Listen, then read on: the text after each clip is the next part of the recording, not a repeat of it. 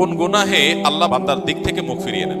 এই বিষয়ে প্রসিদ্ধ একটা হাদিস আছে, নবী সাল্লাল্লাহু আলাইহি ওয়াসাল্লাম বলেছেন, তিন ব্যক্তি এমন আছেন যাদের সাথে কিয়ামতের দিন আল্লাহ কথা বলবেন না, তাদেরকে আল্লাহ তাআলা পবিত্র করবেন না। এই মানুষগুলো যাদের থেকে আল্লাহ তাআলা মুখ ফিরিয়ে নেবেন, তাদের সাথে আল্লাহ কথা বলবেন না, তাদেরকে আল্লাহ পবিত্র করবেন না। সেই মানুষগুলোর মধ্যে একজন হলেন ওই পুরুষ, যে পুরুষ টাকনুর নিচে পোশাক পরে। পোশাক পরে বলতে যে পোশাক উপরের দিক থেকে যায় সেটা টাকনুর নিচে পরে, প্যান্ট, পাজামা, চাদর, লুঙ্গি, জুব্বা, জামা, এগুলো। মোজা যেটা থাকেই নিচে, নিচ দিক থেকে পরা হয়, ওইটার কথা ভিন্ন। তো এই যে মুসবিল যে ব্যক্তি টাকনুর নিচে প্যান্ট, পাজামা, লুঙ্গি ইত্যাদি পরে, এই ব্যক্তি তার সাথে আল্লাহ কিয়ামতের দিন কথাও বলবেন না এবং তার দিকে আল্লাহ তাকাবেনও না, তাকে আল্লাহ পবিত্রও করবেন না। এই তিনটা ভয়াবহতা এই ব্যক্তির জন্য আছে, যে ব্যক্তি টাকনুর নিচে প্যান্ট, পাজামা, লুঙ্গি পরে। আমাদের দেশে অনেকে আছেন মসজিদে নামাজ পড়তে আসলে তখন প্যান্ট ভাঁজ করে। অনেক মসজিদে মুয়াজ্জিনরা মাইকে বলেনও যে টাকনুর নিচে যাদের প্যান্ট